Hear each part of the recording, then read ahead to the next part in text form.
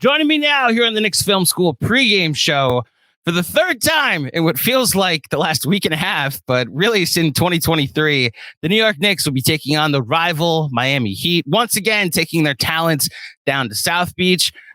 For anxiety purposes, I hope the end of the game isn't as eventful for me as it is this time, as it was the last time. However, I understand the other side of it. For Miami Heat fans, they also hope if it is as anxiety filled, it is at least in their favor. And joining me to talk about the Miami Heat perspective, a legend in the South Florida radio market.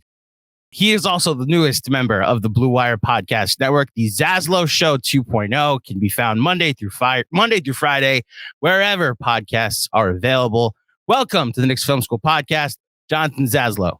Thank you for having me, Andrew. I appreciate the welcome. I am tired of 2-point losses to the New York Knicks this year, but I'm glad to be on with you here, and we got two more, I guess, coming up here. So yeah, the Knicks have been great. I love it when the Knicks are good. You know, a lot of Heat fans are like, it's always F the Knicks, and yeah, it is always F the Knicks, but I like when they're good. It was my childhood, those Heat Knicks matchups in the late 90s. And, I think one other time that we've met in the playoffs since then. Well, so it's funny because there's the four matchups from 97 to 2000.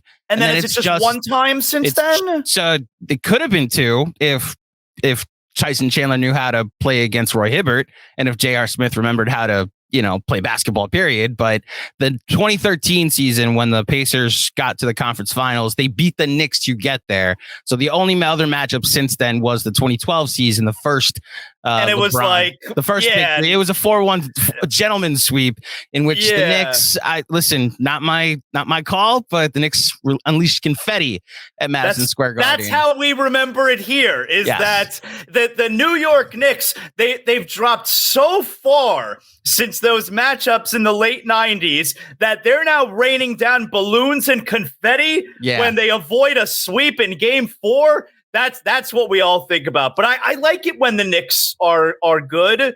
It's that much more fun. It's that much more interesting. Do you speak for the majority of Heat fans, or are you? I was going to say you're in the minority. So full disclosure, I don't think so. Like I said, I think it's always F the Knicks. Right. So full disclosure. Full disclosure, the last two times that the Knicks played the Heat for this pregame show, reached out to who's become a good friend, Giancarlo Navas of Miami Heat Beat. Okay. And the last time he said the thing that made Knicks fans perk up a bit, we'll say, get a little excited. So he basically poo-pooed what the Knicks season was this year, called the Jalen Brunson season cute, and said that if this were a first round matchup between the Knicks and the Heat, of course the Heat would win. And look, I'm just going to throw it over to you. We're kind of doing the show in reverse order because usually at the end I ask what the guest's perspective or view of what the Knicks have done this season is. But I imagine Knicks fans will want to hear from another Miami perspective. So what do you think of the Knicks, in all honesty? I think they're really good. I think they're really good. I mean, right now we sit, the Heat are, you got to look in the loss column. You look in the games back column. That's amateur hour at this point of the season. You got to look at the loss column. And so right now the Heat are 4 back of New York in the loss column. Obviously, you can make up 2 of those games himself, but then you're still going to be tough. Well, the Heat would actually then own the tiebreak if it gets that, because the Heat are going to win their division and the Knicks are not. That's the only thing that divisions are worth now these days in the NBA. It's for tiebreakers like that. The Heat are not going to catch the Knicks. 4 games is way too much, with the Heat having just 9 games remaining.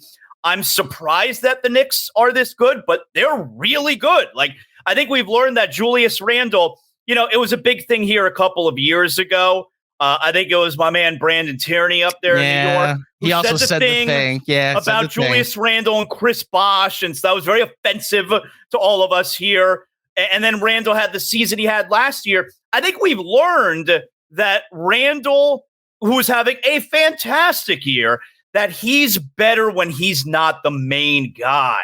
And now you have Jalen Brunson there, who I was surprised that Randle got the All-Star nod and not Brunson. I thought Brunson was going to be the all-star. Whatever. I'm sure the Knicks fan doesn't care. They had a representative. That's cool. But I think Randall, when he doesn't have to be the top guy, or at least doesn't have to be labeled the top, like Brunson is clearly the engine there. Like, what a phenomenal offseason signing for him. So Randall's been able to be, like, I think statistically, Randall may be better this year than he was those two years ago, you know? He's having a phenomenal year. And I think it's really because he doesn't have to be that number one guy. Brunson, it's as good a free agent signing. Like, I know people's ears perked up when Barkley said it like a couple weeks ago that it's the greatest free agent signing ever. What he means by that is we're talking about expectation wise, and we're also talking about the money, you know, that he got. And yeah, when you consider such a blunder by the Mavericks where they could, I mean, you tell me, Andrew, if you're the Mavericks, would you rather Kyrie Irving, or who I mean is poison, okay? But whatever. My thoughts about that is neither here nor there right now. Would you rather Kyrie Irving, or would you rather Jalen Brunson, Spencer Dinwiddie, the draft picks that they traded over there, and I think and Dorian Finney-Smith, yeah. I mean, what are we talking about here? You know, so Brunson is so far and above any kind of expectation. Like, I didn't think that Brunson was a great signing for them when it happened. I was like, hey, he's a good player. Okay. But now, like, the Knicks were clearly 100% right on bringing in Brunson. Like, whatever they saw, I don't know if it's because they got the relationship with the father, of course. So they know the kid. They've known the family for a really long time. And they were 1,000% right about Brunson. He is so much better than people like me thought he was going to wind up being. And it's I think the one thing with the Knicks, the backcourt would have been super small, but the Mitchell thing, yeah, you probably would have wanted to send RJ Barrett to Utah in a Mitchell trade. I mean, the backcourt would have been small, but you look at it now and you're probably like, yeah, you know what, that we probably should have done that. Can I counterpoint in that? Because, look, I'll be honest, when the trade didn't happen after us spending an entire summer of, like, will they or won't they with Donovan Mitchell, and it kind of, like, as you remember, that was the summer of KD for everybody else, but the rest of us, we were waiting. Same spot, you know. So you get it, and it was like, okay, once the KD thing is settled, then other things will be settled. And so while we were ready to go, like, start our summers, it was like, all right, but at any moment, Donovan Mitchell could get traded to the Knicks, and we'll have to break into emergency podcast mode, right?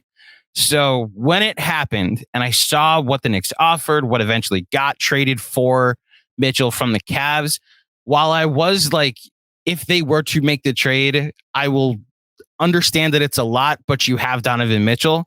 The other side of it being like, well, you have, like, you're still in the same place you already were, which was stocked with assets. You still don't know what the Randall asset, because which needed rehabilitation after last season is.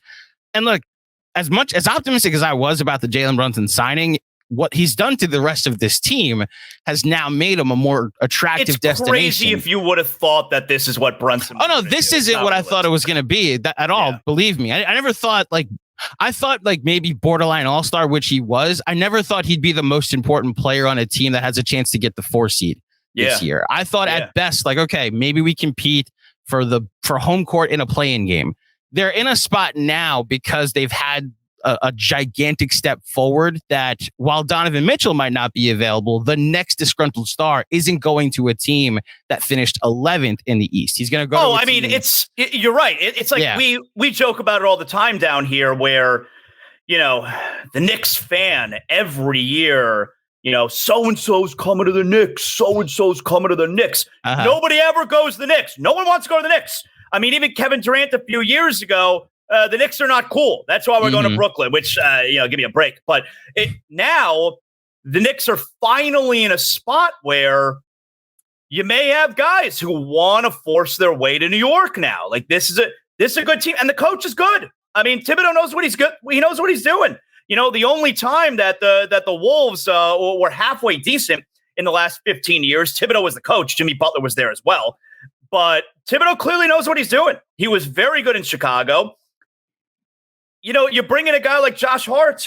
Thibodeau knows. He's like, this is the kind of player that I need. He's a great defender. He'll hit 3-point shots. Just a smart player who's going to help our team be smart. And that's the kind of stuff that I think you get with the good coach. He knows those little players who maybe not everybody thinks is a flashy move. Josh Hart was a fantastic trade. So yeah, I think the Knicks are good. Like I said, it's always F the Knicks in the Zaslow mansion. All right. But I could also acknowledge they're a really good team. And I also like it when the Knicks are good. It makes these games with the Heat a lot more fun. So something that you said when talking about the signing of Brunson and that the family atmosphere that they've created, which, look, they were able to sign Jalen Brunson because his father was named an assistant coach. His godfather is the current president of basketball operations in Leon Rose. His agent is Sam Rose, which is Leon Rose's son. They've really built a connections operation in New York, which might not actually be the worst thing to do between all the Villanova guys that are on the team, the Kentucky connections that are on the team. So they've gotten it right that way. The other family connections, or at least the family atmosphere, or like let's call it the family culture that has existed in the NBA for the last, let's call it 2 decades, is the Miami Heat and Heat culture, obviously. And this is where I'll transition into asking you about how the Heat and specifically Heat fans are treating this season. Now, it's funny. I'm so ready to be like, oh, here they come. Like, now I'm afraid of the Heat. And then you get a game like the Chicago game the other night. Right. And it's like, all right, well, now what? Like last night, watching them struggle in the fourth quarter against Detroit until they finally put it away, I was like, okay, at a certain point, they're going to turn it on, or this is what they are. How do Heat fans feel? Are they still like, because Jimmy's having one of these ridiculously great years, we can make a run from a 6 or 7 seed, or is this kind of like, we've accepted what this season is?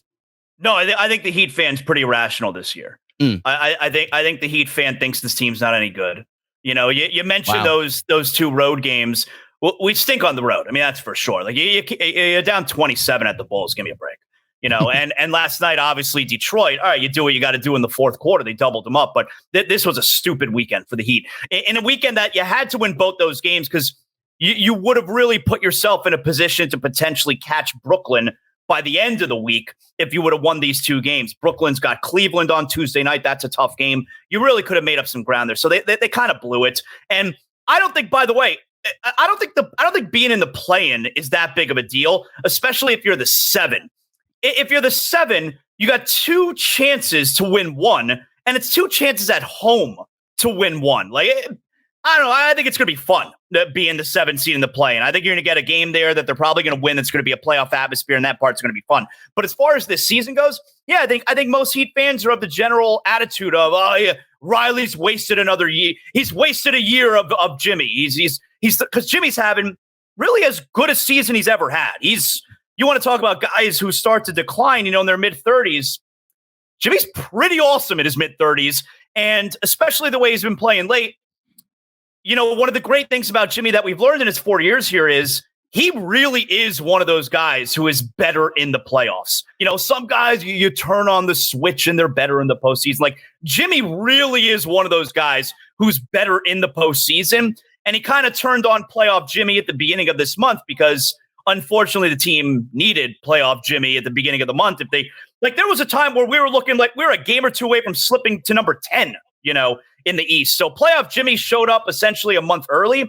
But the Heat fan, I think, is like, yeah, they've wasted another year of Jimmy, which to me is so stupid because where has Jimmy Butler been except when they drafted him, the Bulls, and he hardly played? He was on some really good Bulls teams. That doesn't count. He wasn't one of the main guys. So outside of that, like Jimmy Butler, he hasn't had this sustained success in his career until he got to Miami in 2020. He's in the finals. In 2022, he's a shot away from the finals. Like literally the best run of Jimmy Butler's career is here in Miami. So like I totally object to the whole Pat Riley's wasted another year of Jimmy's prime.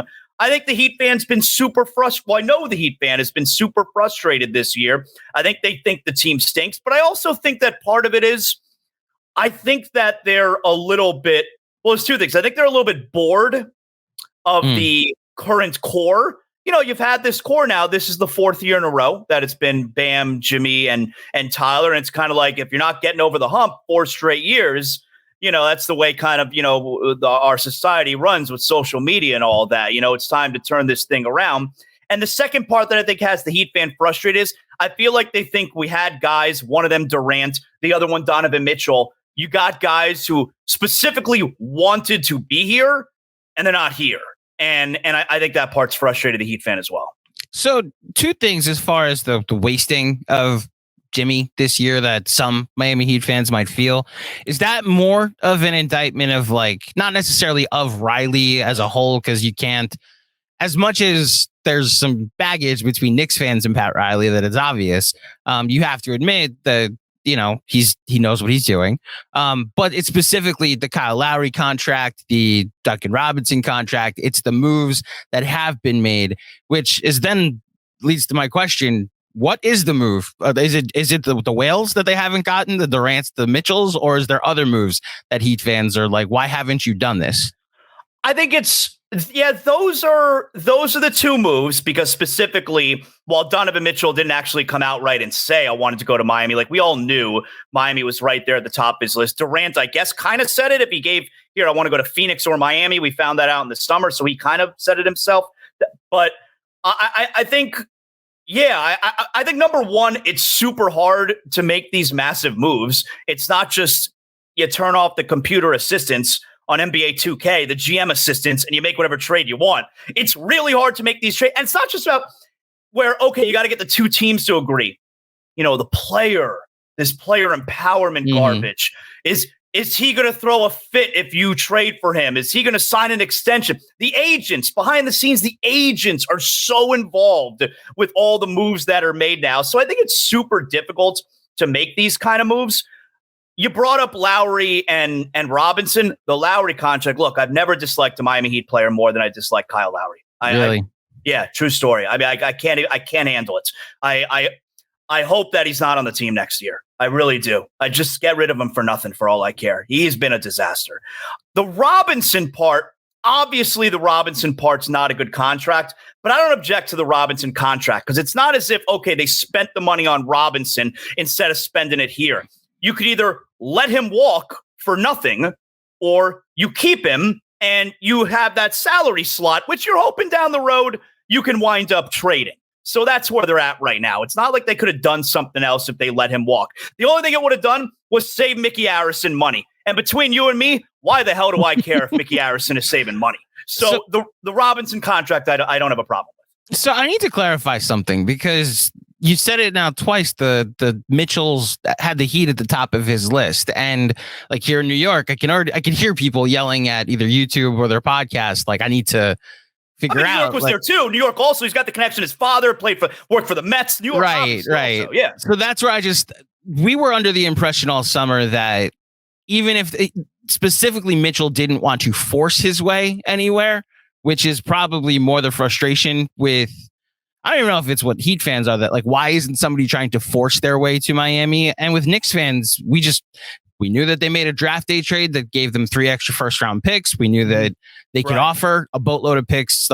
Here's 5 picks, Danny Ainge, along with, a young controllable piece in RJ Barrett, potentially, some salary filler, a Quentin Grimes, if you're interested. And, you get all this draft capital. And it's why when the Cavs showed up with obviously a future all-star and Lauri Markkanen, they were able because they were willing to sacrifice more. I guess, I don't know. We were under the impression all summer that it was the Knicks player to lose. And obviously because they weren't willing to go all in, they ended up losing him, which, you know. From what I always knew was all right, is New York going to be is New York going to be willing to give up RJ Barrett and picks, or is Miami going to be willing to give up Tyler Hero and picks? Right. And then if all things are equal, which one of those two do the Jazz better? Do they Barrett better or do they Hero better? And then, of course, you have the additional factor, which I always thought was going to be a major hindrance to a trade was I can't see Danny Ainge working a deal out with Pat Riley. Yeah. I don't see that ever happening. Now,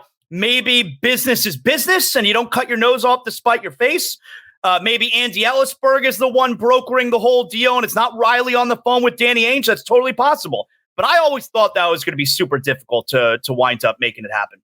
Now, you mentioned Heat fans being irrational about this season and their analysis. Can that work both ways? Like, they win the play-in game and they're facing Philly. Is it suddenly like, all right, playoff Jimmy's activated, Heat in 6? Oh, 100%. Okay.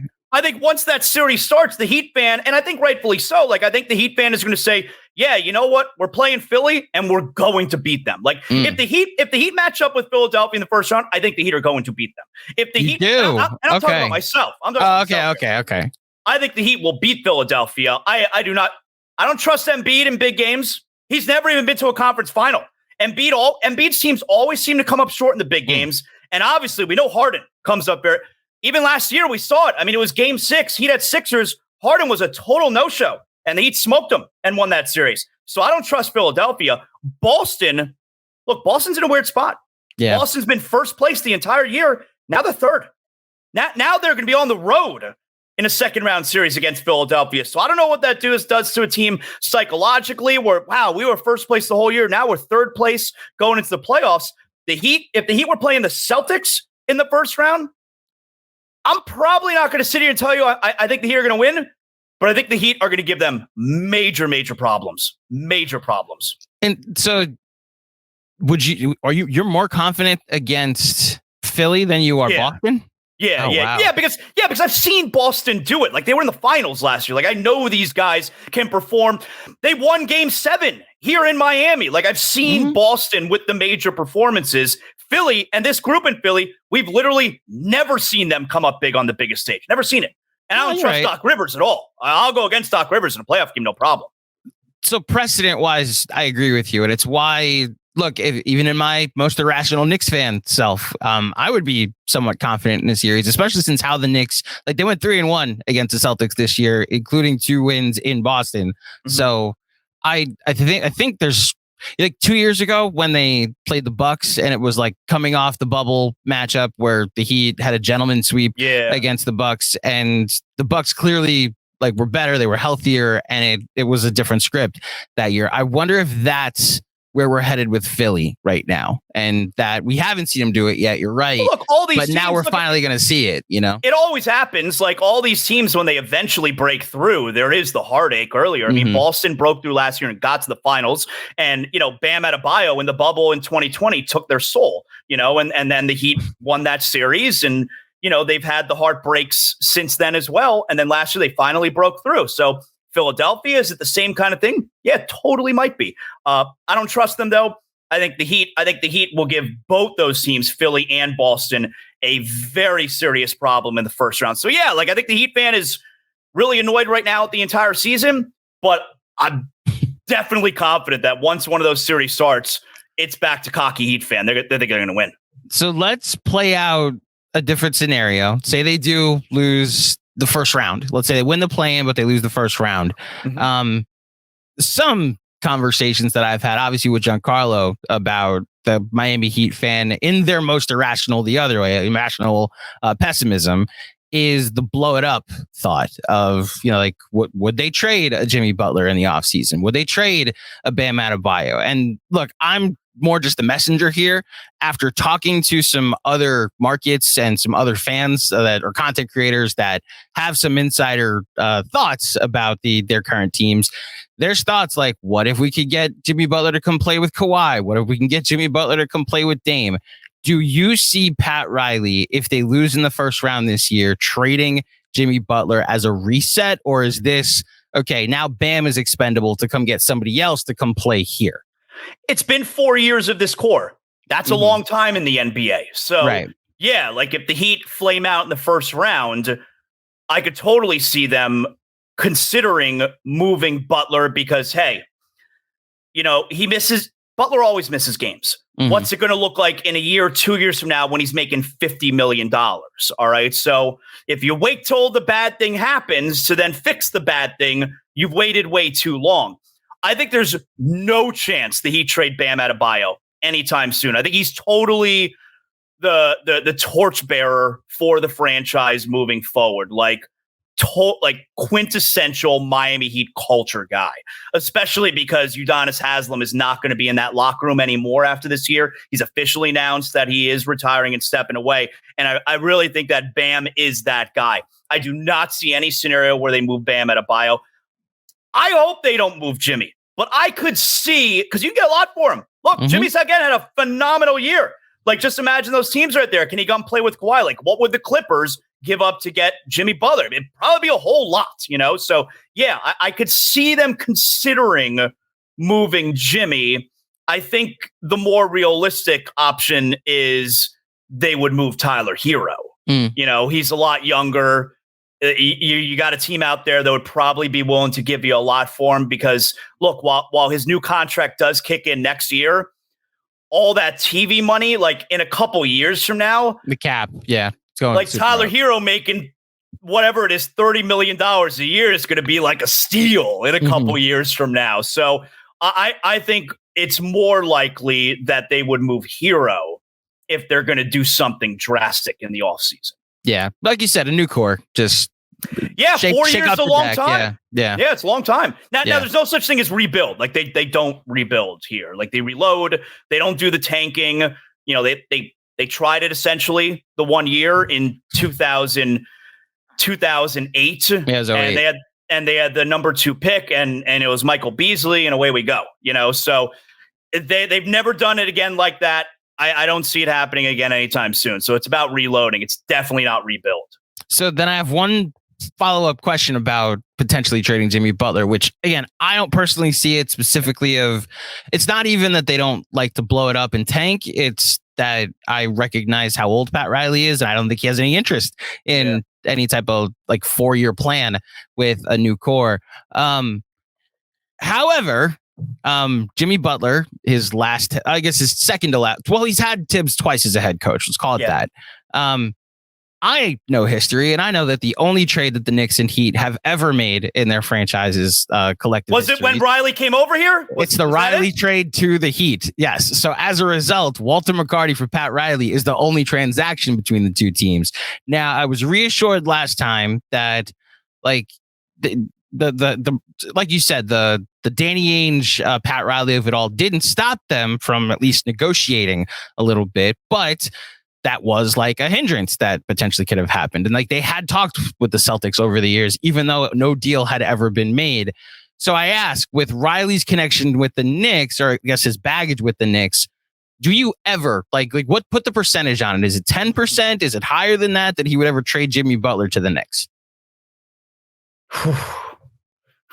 If that's the pivot, if there actually is a blow it up and what if the package would be? I have no idea. The Knicks are offering the best deal. Yeah, would he take the best deal if it's the Knicks? I knew it was a harder question than people were leading on. Yes. Because I'm tempted to say yes, that Riley will do what's best for business. Riley shouldn't have any animos toward the Knicks. It's the other way around, if anything. Riley, look, they didn't give him a stake in ownership, so he said, all right, I'm leaving. The way that he left, the Knicks should be mad at Riley. Riley doesn't really have anything to be mad at them about. So I could see Riley saying yes and doing it if it would help the Heat, but the backlash from the Heat fan would be so venomous, not just to trade Butler, but to trade him to the Knicks, when also, considering how good the Knicks are right now, I mean, is that the move that gets the Knicks over the top? Mm-hmm. Did you make the Knicks a contender, Pat Riley? Finally, Right. Yeah. Right. So I think I got to go, no. Okay. Not do it. No. That's the same. That's my thought too. You've kind of settled an internal debate here at Knicks Film School, so I appreciate that. Couple questions before I let you go. As far as the game tomorrow night, I guess 2 nights from now against the Heat. The Heat have shot the ball a lot better recently. Yeah. It's why I was so ready to be afraid of them going into this game, and then this weekend happened. But that seems to be the Achilles heel that has existed. That was the reason why they won. They were the 1 seed last year to where they are this year. Do you see the thing like trending in the right direction? I know Lowry's back, but he's now coming off the bench. The Kevin Love piece. It's just such a small sample size. He's really not asked to do much other than like be a corner 3-point shooter at this point. But where are you with this team as far as like, okay, they are trending in the right direction, even though on the road they're pretty bad? I think it's just totally random right now. I think it's too small of a sample size. I have been hoping that throughout the year, that, things will kind of regress up toward the mean, and maybe that regression will happen when we get to the playoffs. And that would be perfect timing, because this Heat team, the way they defend, especially the way the game slows down in the half court in the postseason, you got one-on-one guys, which you need to have in the postseason, guys who can create and make junk shots. Jimmy Butler, Tyler Hero. Bam is clearly a much better offensive player this year than he's ever been. If that 3-point shooting is going to get to where we want it to, this team, can compete with anyone in the Eastern Conference. I mean, look, the Heat were the best 3-point shooting team in 2020. They got to the finals. They were the best 3-point shooting team in 2022. They were a shot away, a 3-pointer away from getting to the NBA Finals again. So that's the way this league is now. I don't like that that's where this league is now. If you make your threes, you're a really good team. If you don't make your threes, you're not a good team. I think it's way too small of a sample size. And even Kevin Love, who we know for his career is a good 3-point shooter, has been a lousy 3-point shooter so far with the Heat. He's like 26 or 27%. It's been lousy, So you can't really rely on Strus. He's very hit or miss. And for the year, he has not been a good 3-point shooter. And, one of the guys who's helped them over the years in their 3-point shooting, Duncan Robinson, doesn't play anymore. So I just think it's way too small of a sample size. So it's funny you say that, like it's the make or miss of a 3-point shot that decides whether you're a good team or not. Suck. I hate it. So in general, you're right. I will say that, especially come playoff time, it does seem like the reason the Celtics were in the finals last year. It's why I think, I don't know, I'm starting to come around on a take that last year might have been a little fluky. Like those games against Brooklyn were really close in the first round, even though it was a sweep. They needed a great for a sweep. It was a great series. And then you add in the Milwaukee series. They were otherworldly for 2 games, the last 2 games of that series, but were down 3-2 going back to Milwaukee and needed Jason Tatum's best career game in Game 6. And then the Heat series. Like, how many times did we think, okay, the series is over, Boston's going to win? And then the Heat came back just by simply out-muscling them. And then when the finals came around, Steph Curry happened. And this season, with the worst head coach and with some of those disciplines that Udoka installed, now not there. That's why actually, if the Heat were playing the Celtics, if the Knicks were playing the Celtics, I actually wonder if we should be expecting an upset rather than, predicting it or wondering if it would happen. I say all of that because the Knicks, and it's why I have no idea what to expect come playoff time. They're not the greatest 3-point shooting team, but I feel like the only caveat with you have to be a good 3-point shooting team to succeed is if you're not, you then have to be elite at one other thing. And the Knicks are elite at offensive rebounding. Like if the Heat, like the way they've been able, it seems like to stay above water this year is their defense. Like that's how they've been able to survive not being such a great shooting team. And it's why they're in the position they are now. And it's why I'm look, as far as this game is concerned on Wednesday night, obviously a must win for the Heat.